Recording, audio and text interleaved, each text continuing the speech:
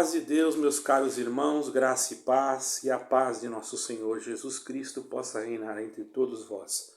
Eu quero aqui agora passar um estudo, irmãos, relativo aos anjos caídos e à sexta trombeta, primeiramente. Quero deixar claro que isso faz parte de um estudo.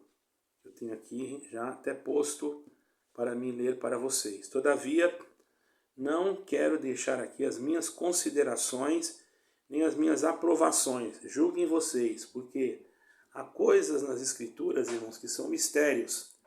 E nós temos que tomar muito cuidado para não tomar uma posição e, nesse sentido, nos tornarmos um propagador de algo que não seja verídico.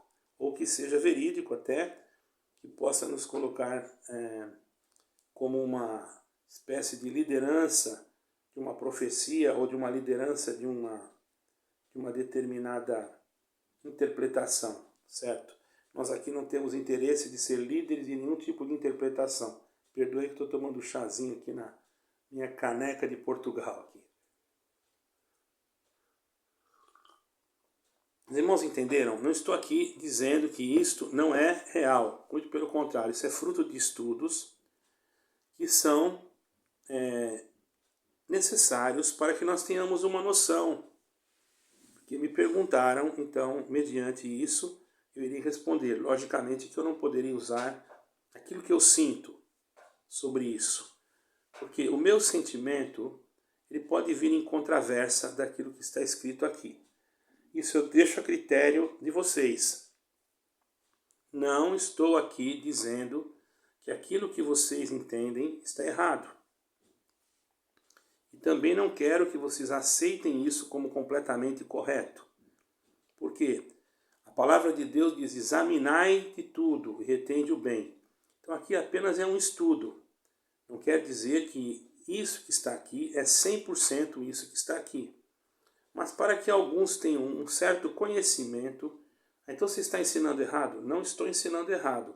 Estou passando o conhecimento de alguns historiadores, de alguns escribas, teólogos da época, até da época hebraica, para que vocês entendam que não temos como identificar legitimamente a questão abordada nesse assunto, porque nem tudo é revelado para o homem.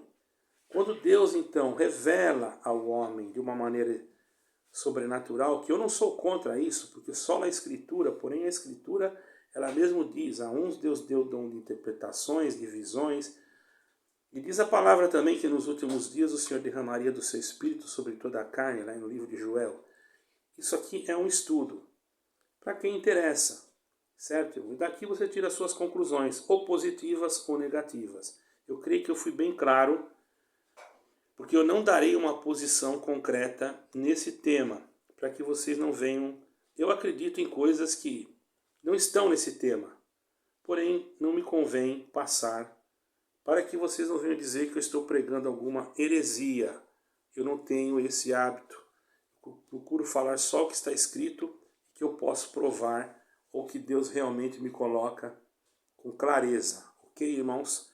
Porque eu acredito na Escritura, no que está escrito, nas Sagradas Letras, mas porém existem coisas que nós não conseguimos interpretar.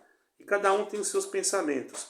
Os pensamentos que eu vou passar aqui não são apenas os meus pensamentos. Aqui tem pensamentos de pessoas que estudaram.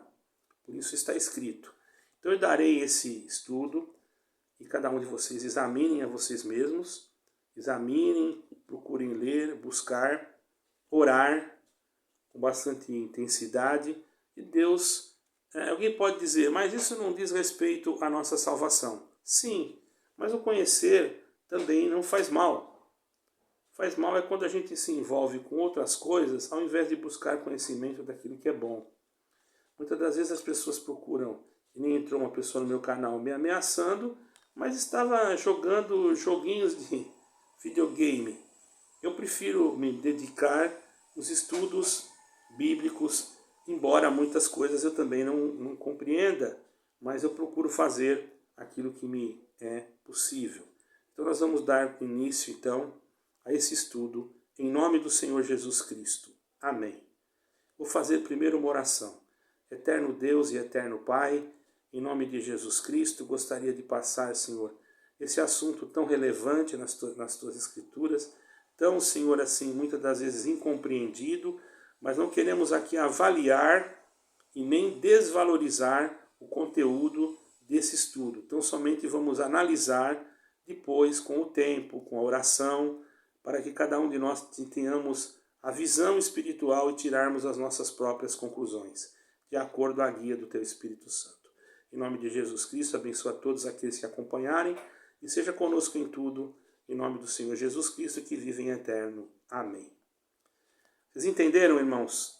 Isso aqui não é um pensamento do irmão Raul. Isso aqui é um estudo que pode não ser aquilo que está. Por isso que eu vou passar, justamente porque me perguntaram, e eu não vou passar a informação que eu sinto. Porque seria algo que Deus trouxe para a minha pessoa. E pode haver uma má interpretação, e havendo uma má interpretação, posso ser julgado como um herege. E eu não quero ser julgado como um herege, mesmo porque a minha função é pregar Jesus Cristo. E pregar Jesus Cristo não é heresia, ok? Mas isso aqui é um estudo. Vamos ver do que se trata.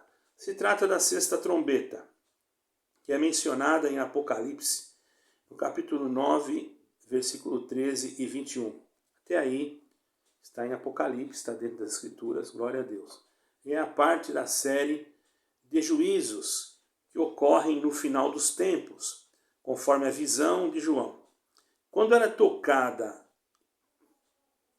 a trombeta, não, irmãos? Quando ela é tocada, 4 anjos que estavam presos, é sobre a sexta trombeta, 4 anjos que estavam presos junto ao rio Eufrates são liberados, e com eles vem uma grande guerra que resulta na morte de 1/3 da humanidade. O texto descreve um exército de 200 milhões de cavaleiros, com grande poder destrutivo. Hoje nós sabemos que naquela época que Daniel teve essa visão, irmãos, isso também fala de Daniel, né, no capítulo 9, versículo 13, 21, era impossível colocar 200 milhões de soldados. Hoje, na época que estamos, já é possível. Entende, irmãos? Então, quando se encontra um preterista, ele não tem como definir essa parte, porque naquela época não tinha como se colocar 200 milhões de cavaleiros com grande poder destrutivo. Logicamente que o apóstolo, que o profeta aqui, ele vai usar termos que na época eram conhecidos. Ele não iria falar de equipamentos bélicos como há hoje, porque ele também não conhecia e não teria como passar a mensagem. Entendeu, irmãos? Então aqui fala desses 200 milhões de cavaleiros com grande poder destrutivo. Embora que, como eu já disse para vocês, que a interpretação definitiva seja difícil, devido ao caráter profético, isso eu já falei para vocês agora há pouco, irmãos, e misterioso, há algumas possíveis interpretações que eu posso passar aqui, deixando claro que não são minhas interpretações, mas de outras pessoas que estudaram e que tiveram esse tipo de interpretação. E eu vou passar essas interpretações que podem ser exploradas, irmãos, à luz dos eventos atuais, do contexto histórico de hoje, da atualidade. Tá entendendo, irmão? Isso não é que Deus me mostrou, que Deus... não tem nada disso aqui. Isso aqui é um estudo, irmão, tá? A guerra e a destruição massiva, né? A sexta trombeta pode representar, eu não disse que pode representar um grande conflito global ou uma guerra de escala sem precedentes, como nunca antes visto, com base nas tensões globais, avanços tecnológicos em armas e capacidades de destruição em massa que temos hoje, armas nucleares, biológicas e etc. Alguns estudiosos sugerem que essa passagem se refere a uma guerra que envolverá muitas nações e resultará em devastação massiva. Olhando para a atualidade, não dá para se descartar isso, ok? Isso aqui é um tema que eu estou passando para vocês. Agora, o papel do rio Eufrates. Aonde entra o rio Eufrates? Nós sabemos que o rio Eufrates está seco praticamente. O fato que os anjos que estão presos junto ao grande rio Eufrates é significativo. Eu vou começar pelo lado mais simples, para não entrar muito nos mistérios, não é? Que mesmo porque algumas coisas que nós sentimos, nós não vamos passar. Vamos ficar só naquilo que está detalhado dentro da história, conforme alguns estudiosos já se descreveram a respeito disso. Para mim não me tornar alguém que está propagando algo que depois não aconteça, isso venha pesar sobre a minha consciência espiritual. Já que o rio Eufrates corre pelo Oriente Médio, vejamos que os maiores conflitos estão ocorrendo hoje naquela região. Certo, irmãos? Historicamente é importante e frequentemente associada aos conflitos do mundo contemporâneo. Isso leva muitos a acreditar que essa profecia pode se relacionar com eventos futuros envolvendo essa região, talvez até conflitos que emergem ou têm como palco o Oriente Médio, é uma área rica em tensões políticas e religiosas. Vocês estão vendo isso hoje na atualidade. Agora sobre as forças espirituais e os juízos divinos. A libertação dos anjos presos podem simbolizar muitas coisas. Eu vou entrar pela parte mais prática. Depois nós vamos chegando uma mais complicada, ok? Bom, pode simbolizar a ação de poderes espirituais malignos que Deus permite como um ato de juízo sobre a humanidade. Pode representar a intensificação da maldade e da apostasia no mundo, à medida em que os tempos finais se aproximam. Isso incluiria o endurecimento do coração humano, certo, irmãos? E também uma crescente rebelião contra Deus em uma sociedade que se afasta cada vez mais dos princípios divinos. É o que nós estamos vendo hoje. Governos, nações, pessoas que falam em Deus de boca para fora, mas estão se afastando. Igrejas, infelizmente, ok? Mas não vamos entrar muito em detalhes de igrejas, porque senão já vai entrar pessoas aí xingando tudo quanto é coisa. Infelizmente, tem pessoas que não entendem e falam o que não sabem. Mas ao despertar para a realidade espiritual, existe uma outra linha de pensamento. Sugere que a sexta trombeta serve como um alerta final de que os juízos de Deus estão se intensificando e que o fim está próximo, apesar de tamanha destruição. Apocalipse 9, 20, versículo 21. Você pode procurar lá, certo? Diz que os homens não se arrependeram de seus pecados, o que mostra a gravidade do endurecimento do coração humano. Mesmo vendo todas as coisas, não estão se arrependendo. Isso nós estamos vendo hoje. Quantas calamidades, os homens continuam a mesma coisa, como se não estivesse acontecendo nada, até dentro de denominações. Mesmo diante de juízos tão severos, isso pode refletir a condição do quê, irmão?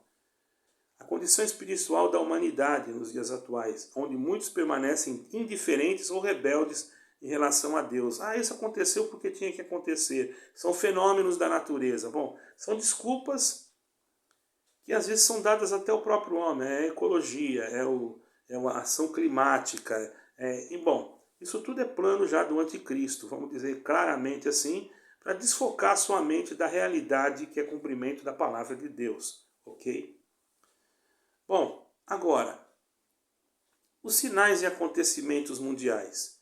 Em um nível mais amplo, a sexta trombeta também dá para nos entendermos que pode ser vista como indicativo de grandes mudanças e transições globais, como a nova ordem mundial, a nova ordem mundial, o globalismo, tudo isso, irmão, entendeu? E essas ordens globais, sejam elas políticas, espirituais ou até ambientais, como está no processo da Organização das Nações Unidas, ok? Estamos em um período da história que é caracterizado por incertezas, crises, revoluções, e esses fatores podem ser vistos por nós, irmãos, e por todos aqueles que são estudiosos da Bíblia, como precursores dos eventos catastróficos descritos na profecia. Certo, irmãos? Eu estou aqui sendo bem básico e bem claro, com palavras simples para que vocês possam entender. Essas interpretações, irmãos, elas podem oferecer um vislumbre, do que a sexta trombeta pode significar nos dias atuais. embora não possamos afirmar com certeza. É isso que eu quero dizer. Por que eu falo isso? Porque eu não quero me comprometer para depois dizer, irmão Raul falou isso é uma heresia. Tá entendendo, irmão? Cuidado que nós temos que ter para estudar esse texto, para estudar esse tema, tá? Então, irmãos, isso dá até para fazer um livro sobre isso, irmãos, tá? Se eu tivesse condições eu faria, mas eu não tenho, né? A mensagem é clara, irmão, que a humanidade deve estar alerta e pronta, isso é claro. O Senhor Jesus mesmo disse, orai e vigiai para que não caeis em tentação. Para o julgamento de Deus temos que estar preparados, temos que estar orando e procurando a Deus em todo momento. E é um chamado de arrependimento, irmão, um chamado de busca da salvação em Jesus Cristo, antes que os eventos finais desenrolem.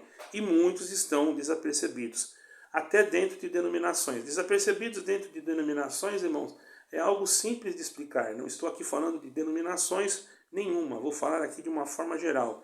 Muitos se preocupam com coletas, outros com construções exorbitantes, outros com famas, outros com quererem ser pregadores famosos, enquanto as coisas vão se desenrolando e o povo, iludido por vãs promessas. Com licença.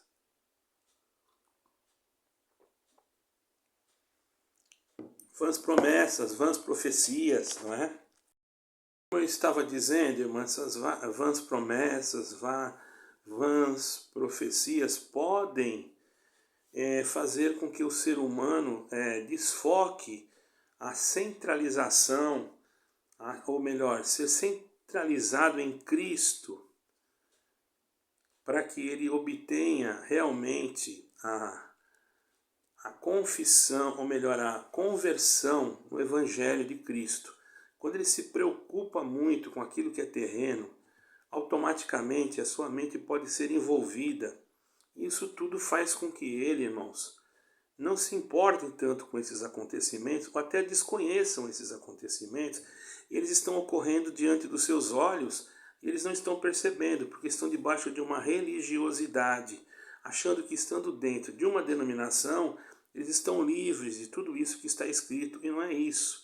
Nós temos que estar em Cristo, porque só através de Jesus Cristo é que nós somos definitivamente protegidos por Deus. Não existe outra proteção. Então, quando eu falo dos anjos presos no rio Eufrates, mencionados em Apocalipse 9,14, eles são interpretados de diferentes maneiras por estudiosos e teólogos e rabinos, enfim. A ideia desses anjos presos é intrigante. Várias abordagens têm sido sugeridas. Estou dando uma repetida aqui em algumas coisas para vocês entenderem. E seu significado aqui estão as principais interpretações oferecidas por diferentes correntes teológicas. Quer dizer, não parte de mim. Estou apenas passando correntes de pensamentos de pessoas que estudaram profundamente aquilo que está escrito.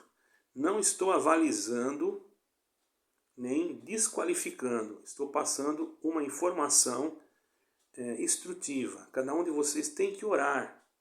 A oração, irmãos, antes de você ler a Bíblia, antes de você buscar o conhecimento em alguma coisa, você tem que buscar a espiritualidade, a sabedoria espiritual, para que você não seja enganado também por qualquer leitura.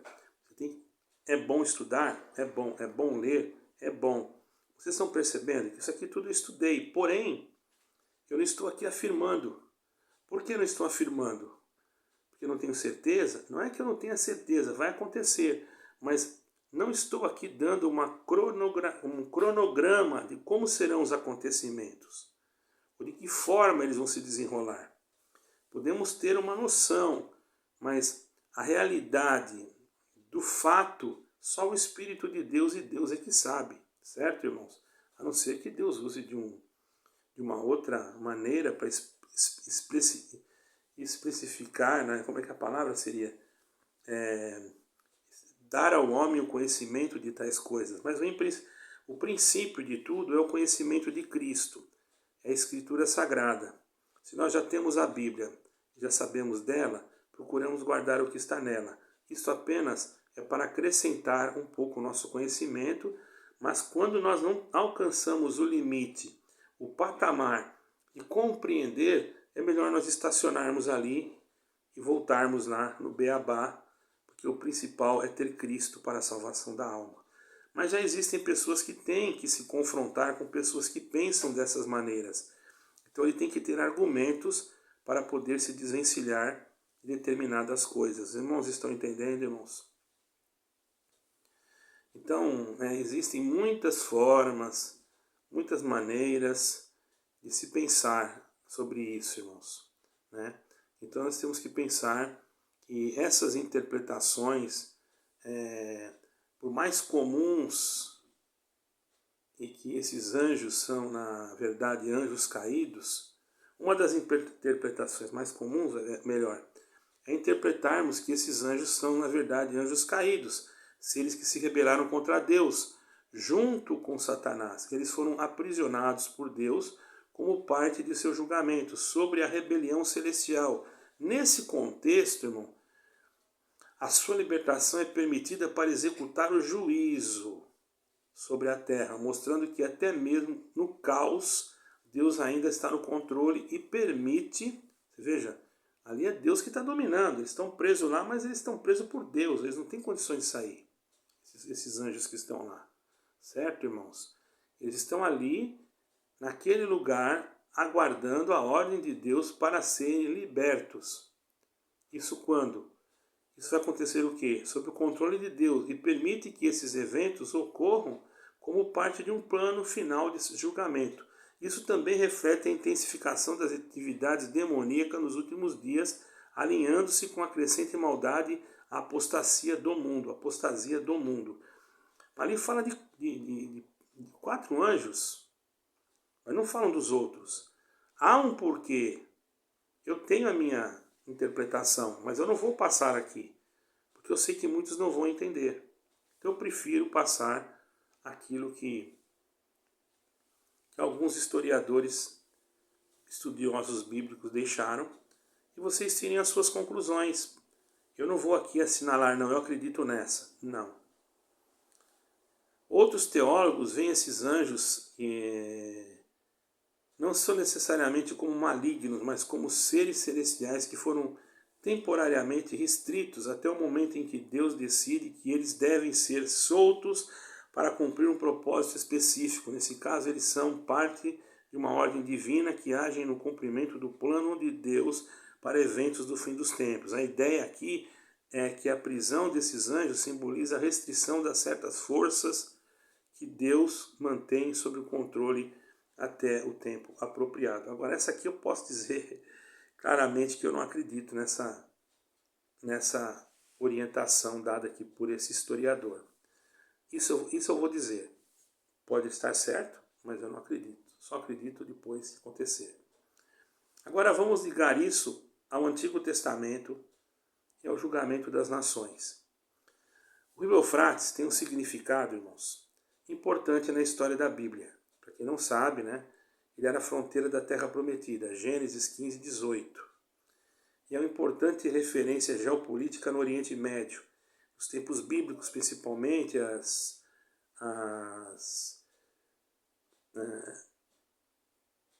principais potências inimigas de Israel, como a Síria, a Babilônia, vinham da região do Eufrates. Portanto, alguns estudiosos interpretam a prisão desses anjos como representação de poderes malignos ou nações hostis que são soltas para executar o juízo de Deus contra a humanidade. Isso também pode sugerir que o juízo virá do leste, na mesma linha das antigas ameaças contra Israel, certo? Agora vou entrar no simbolismo escatológico. Esse aqui, por isso que eu não quero tomar posições. É uma interpretação mais simbólica. 4 anjos presos representam forças espirituais ou juízos específicos que têm estado contidos até que chegue o momento certo para serem soltos no curso dos eventos finais. Alguns veem esses anjos como simbólicos de grandes poderes destrutivos, em que, quando são libertados, causarão uma mudança drástica no equilíbrio do poder global. A liberação deles pode indicar o desenrolar de eventos que levarão à destruição, ao caos mundial nos últimos dias, mas um pensamento de um estudioso bíblico. Você vê como existem muitas controvérsias, por isso que nós temos que ter cuidado para não aderir, só fazer aquilo que Deus nos faz entender. Aí tem o juízo progressivo e final. De acordo com interpretações escatológicas que vêm os 7 anjos, vêm os 7 selos, e também as trombetas e as taças, como juízos progressivos, esses anjos são parte de uma sequência de eventos que culminam o julgamento final de Deus. Eles desempenham um papel específico no avanço do plano divino de derramar a justiça sobre a terra, e isso significa que enquanto estão presos, eles aguardam um momento determinado por Deus para agir, e a sua libertação será um sinal de que o julgamento está prestes a aumentar em sua intensidade. Outro pensamento. Estou passando pensamentos, irmãos. Pensamentos de pessoas que estudaram a respeito disso. Vamos para um outro agora. Forças políticas e militares, que também tem muito a ver. Alguns estudiosos, ao olhar para a visão profética de Apocalipse, com um foco mais histórico ou político, especulam que esses anjos podem simbolizar... Vocês estão entendendo que eu não estou afirmando nada? Podem simbolizar forças militares ou políticas associadas às nações em torno do Eufrates. A ideia é que, no fim dos tempos, uma grande força militar ou uma coalizão de nações surgirá desta região para desencadear uma guerra devastadora que culminará em um conflito global de grande escala, possivelmente relacionado a uma invasão vinda do Oriente Médio. Isso não é muito difícil, porque nós estamos vendo acontecer já uma coalizão, não é, irmãos? Com algumas nações contra Israel. Todavia, não quero aqui afirmar nada. Isso aqui apenas é para que vocês tirem as conclusões devido a perguntas que me foram feitas. Por que o irmão não fala o que o irmão sente? Não, irmãos. O que eu sinto, eu não vou falar aqui. Porque poderia trazer polêmicas e etc. E eu não quero fazer com que o meu canal seja canal de polêmicas, porque o meu canal apenas é para anunciar o Evangelho e determinar, quando Deus me dá graça, apontar, ou melhor, algumas heresias que estão ocorrendo no momento em algumas instituições. Então nós podemos dar uma conclusão aqui que essa interpretação de anjos presos no rio Eufrates varia entre estudiosos, mas em geral há um consenso. Isso mesmo que varie, há um consenso de que esses representam forças que têm sido contidas até o momento. Esse é um consenso que eu posso confirmar. É verdade, isso é verdade. Estão ali aguardando a hora. Certo, irmãos? Agora, o porquê, Deus o sabe. Agora, olhando para a localização, né? A localização no rio Eufrates, uma região historicamente significativa, reforça um simbolismo de um evento cataclísmico. Isso reforça, com implicações globais. Vocês podem procurar aí sobre o rio Eufrates, você vai ver que já está havendo uma implicação global, porque aonde era o campo fértil, o lugar onde que se chamava Mesopotâmia, que, segundo alguns historiadores e teólogos e pessoas que estudaram a geologia, não é? Eles acreditam que naquela região era o lugar onde estava o Jardim do Éden. Não estou afirmando aqui, mas é naquela região realmente que está próximo à Pérsia, Médio-Pérsia, enfim, aquelas nações que você pode ler lá em 37, 38 de Ezequiel, você vai encontrar. Entende, irmãos? Então, porque existem centenas e dezenas de anjos malignos que foram derrubados, que foram caídos do céu, que estão nos ares, mas realmente seria o significado escatológico, de acordo com alguns historiadores e teólogos, ou até mesmo qualquer cristão sabe disso, que existem milhares de anjos caídos. Mas o porquê desses 4 anjos nós não entendemos assim, não dá para nós darmos uma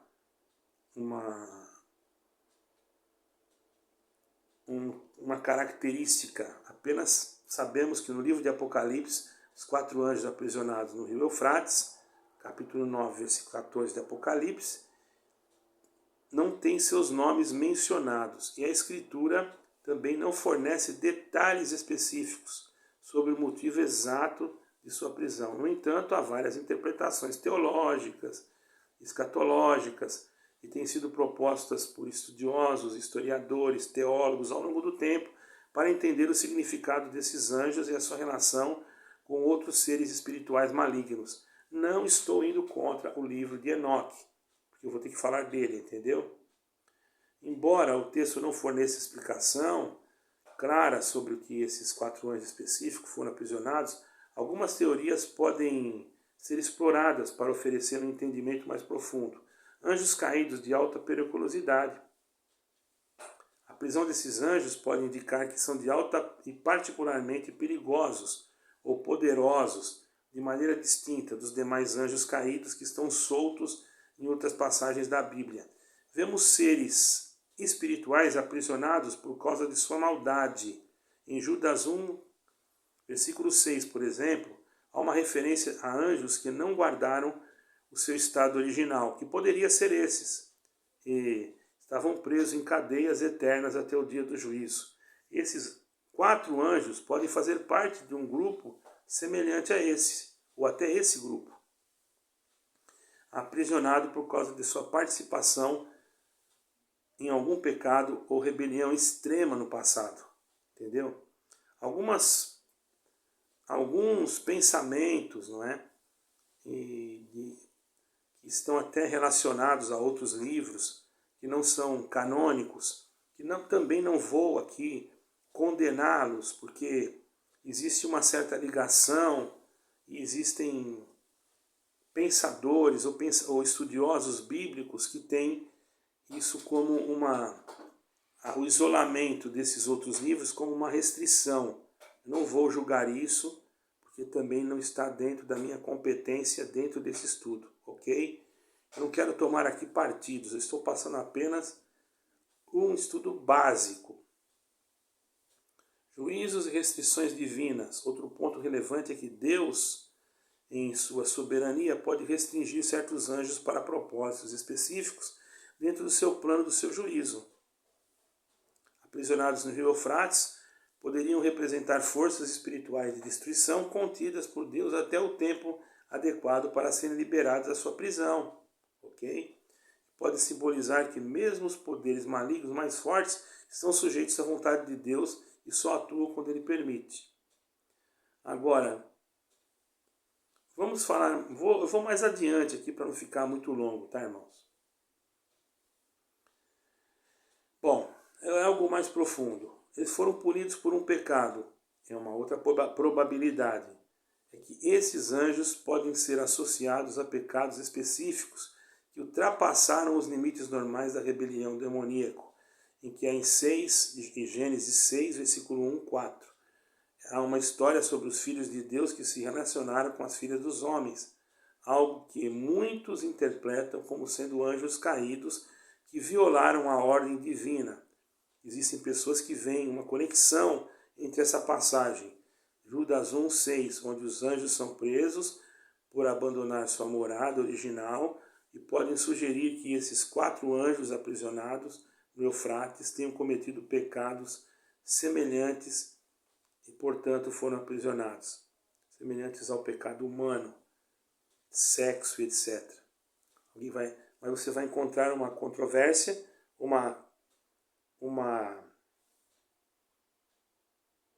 um choque, porque anjos não se casam nem se dão em casamento, porque não tem sexo. Todavia, fica aí uma das teorias, uma das explicações que muitos não acreditam, não é? Então, irmãos, é por isso que dizem, né, alguns dizem que deles nasceram os Néftenes, os homens gigantes da terra, enfim, deixaram a sua maneira natural, perdendo seu principado, se tornando... Entende, irmãos? Agora, também outros que dizem que sugerem que a liberação desses anjos pode estar diretamente relacionada com o reino do anticristo, que virá com poder maligno e causará grande destruição na terra. Esses anjos podem estar envolvidos em preparar o caminho para o domínio do anticristo, intensificando a perseguição e o caos à medida que restabelece seu governo tirânico. Entendeu, irmão? Agora, existem muitas coisas. A parte do juízo progressivo, a sexta trombeta, do qual faz parte a liberação dos anjos aprisionados, é vista como uma das últimas fases do juízo de Deus, um juízo progressivo que aumenta em intensidade à medida em que o fim se aproxima. Esses anjos, portanto, não são um símbolo de juízo iminente, que comunirá a vinda de Cristo na vitória. Ou melhor, esses anjos, portanto, são um símbolo do juízo iminente que comunirá a vinda de Cristo e na sua vitória sobre o mal. Agora, aqui eu tenho uma conclusão. Embora não saibamos os nomes, certo, irmãos? Apenas que eles foram aprisionados na sua prisão, e liberação e Apocalipse, são claramente de grande significado escatológico. Eles representam forças espirituais de grande poder, destrutivos e que são contidos até o momento apropriado de Deus para executar sobre a humanidade sua libertação. E sinaliza o aumento da destruição e ao caos do mundo, preparando o caminho para os eventos finais, que é o julgamento definitivo das nações sobre o mal. Esses anjos, embora malignos, são parte do plano soberano de Deus e cumprem seu propósito em trazer à tona os eventos que conduzirão ao retorno de Cristo no final dos tempos. Bom, irmãos, agora a ideia de que anjos caídos, agora eu vou dar um parecer aqui, tiveram relações sexuais com mulheres humanas para criar uma raça híbrida, conhecido como Nephilims ou Nephitalins, na sua citação, é baseada em uma interpretação controversa, certo? E é debatida em Gênesis 6, 1, 4. Esse texto bíblico fala sobre os filhos de Deus que se casaram com as filhas dos homens e tiveram descendentes de gigantes conhecidos como os poderosos da antiguidade. E aqui está o texto que diz assim, ó, vou ler o texto, tá, irmão? Quando os homens começaram a se multiplicar na terra e lhes nasceram filhas, os filhos de Deus vieram com as filhas dos homens, que eram bonitas, e tomaram para si mulheres de toda que escolheram. Então disse o Senhor: por causa da perversidade do homem, meu espírito não contenderá com ele para sempre, e ele só viverá 120 anos. Naqueles dias havia gigantes na terra, e também depois, quando os filhos de Deus possuíram as filhas dos homens, e elas lhe deram filhos, esses foram os valentes, famosos homens da antiguidade. E nessa interpretação é que há então a interpretação dessa parte dos anjos que eu acabei de dizer para vocês. Bom, irmãos, agora vamos argumentar alguma coisa. O tamanho e a força dos Nephilims eram comparadas como coisas incomuns, certo? No livro de Judas, capítulo 1, 6, e 2 Pedro 2, 4, mencionam que os anjos que não guardaram seu estado original foram aprisionados até o dia do juízo, certo? E que alguns estudiosos da Bíblia ligam a rebelião desses anjos mencionadas ao capítulo 6 de Gênesis. Alguns, ok? Eu não estou dando aqui nenhum rastro do que eu sinto, quero deixar bem claro. É uma interpretação alternativa. Os filhos de Deus são descendentes de Sete. Aqui já é uma interpretação alternativa, tá, irmãos? Quer dizer, os filhos de Deus são descendentes do Sete, o filho justo de Adão, enquanto os filhos dos homens seriam descendentes de Caim, linhagem ímpia segundo as suas interpretações. Então o casamento entre as duas linhagens representava uma união impura, espiritualmente falando, que resultou em uma sociedade corrompida, violenta e simbolizada pelos gigantes ou Nephilims. É outra interpretação. Agora cada um analise, não é? Porque a Bíblia não menciona especificamente, até eu pensava isso, que os anjos podem ter filhos. As relações sexuais com humanos, de fato, vai cair em controvérsia. Em Mateus 22:30, Jesus diz que na ressurreição as pessoas serão como os anjos, que não se casam nem se dão em casamento. Estão entendendo? Essa interpretação evita a questão difícil de anjos sem serem seres espirituais e poder procriar com humanos, que parece incompatível com a descrição bíblica de sua natureza. A palavra Néftenes, traduzida para gigantes, na tradução grega do Antigo Testamento, mas também pode significar caídos ou violentos, indicando que eles eram indivíduos poderosos e tirânicos, sem necessariamente uma origem sobrenatural. Aí que está. Quando a gente fala Néftenes, a gente pensa que isso era gigante. Existiam gigantes? Existiam.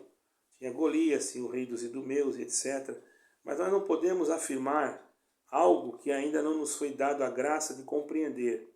Melhor nós ficarmos no Evangelho de Cristo, que é o básico para a nossa salvação, e mantermos longe de interpretações místicas.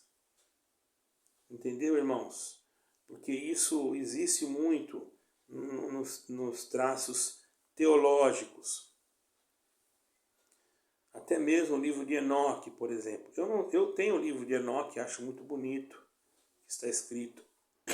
Mas eu não posso dar 100% em tudo que está escrito. Porque não foi incluído no cânon, não. Porque não estão nas escrituras hebraicas, não só por isso. Por uma série de razões teológicas e uma série de razões doutrinárias. A seguir eu vou explicar algumas. Perdoa, irmãos, estou muito ruim aqui. A vocês. Não é que eu não acredite, eu tenho o livro de Enoque. Porém, existem coisas que nós temos que analisar. O livro de Enoque foi escrito muito depois de Enoque ter existido. Certo, irmãos? Por isso ele não foi para o cânon bíblico. Cânon. O que é cânon? Era tipo de um cano, irmão, que servia para medir. Por isso que chamavam cânon, entendeu? Só para os irmãos entenderem. Né? É uma obra bonita, tudo, porém foi composto por vários autores no período do século III, certo, irmãos? Antes de Cristo e depois depois de Cristo. Quer dizer que ficou uma coisa assim. Não foi realmente... E outra coisa, irmão. Também algumas tradições judaicas rejeitou os livros cuja autoria fosse considerada inquestionável, porque não foram escritas por figuras bíblicas reconhecidas. Isso foi um fator importante para a exclusão de muitos textos apócrifos, incluindo o livro de Enoque. Não estava escrito por pessoas conhecidas e nem tampouco alguns livros, quer dizer alguns, né, porque não foram todos, não foram escritos em hebraico. Embora o livro de Enoque tenha sido popular entre os grupos da comunidade de Qumran, que eram os nassênicos, considerados importantes, ele foi rejeitado por outros grupos judaicos e cristãos que viam como excessivamente fantasiosos ou heterodoxos. Porque no judaísmo, irmão, o processo de canonização das escrituras foi concluído do século I depois de Cristo, certo? A formação do que hoje conhecemos como Taná, que é o Antigo Testamento, né? Embora o livro de Enoque tenha sido lido e respeitado em alguns círculos judaicos, foi sim, até na nossa Bíblia fala do livro de Enoque, especialmente entre os essênicos. Ele não foi amplamente aceito pelas correntes principais do judaísmo. Eles aceitavam que tinha que ser tudo escrito na língua deles, o texto, a forma de texto, entendeu, irmão? E a igreja primitiva também cristã também não foi aceito, irmãos. Certo, irmãos? Então existem doutrinas questionáveis. Ele também fala de anjos caídos que tomaram esposas. Daí que sai esse esse pensamento que eu também acreditava assim. Hoje eu já fico um pouco com o pé atrás, porque eu não quero pregar nenhuma heresia. Não vou acreditar? Por que não? Eu tenho o livro de Enoque. Sou contra? Não sou contra nada. Pode ser que tudo que está escrito ali está certo. Só que Deus não abriu a minha mente. Eu não teria dificuldade nenhuma em crer. Tudo que vem de Deus eu creio.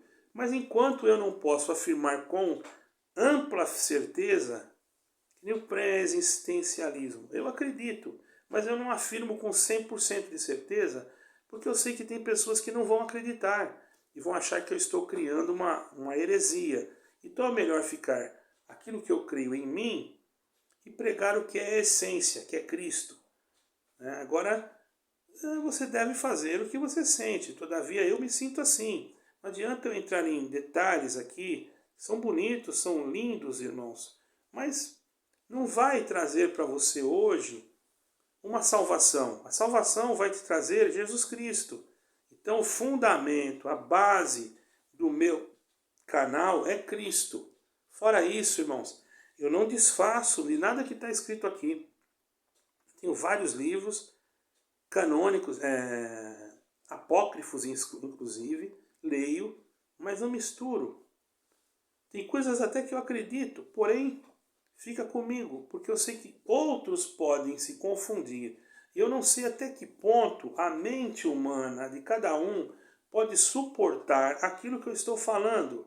Porque se eu falar alguma coisa aqui e alguém formar daquilo uma doutrina que não é a doutrina de Cristo, aí se torna uma heresia, porque se eu tirar um versículo fora do contexto, ele vai virar pretexto para uma heresia, e eu não quero ser chamado de herege.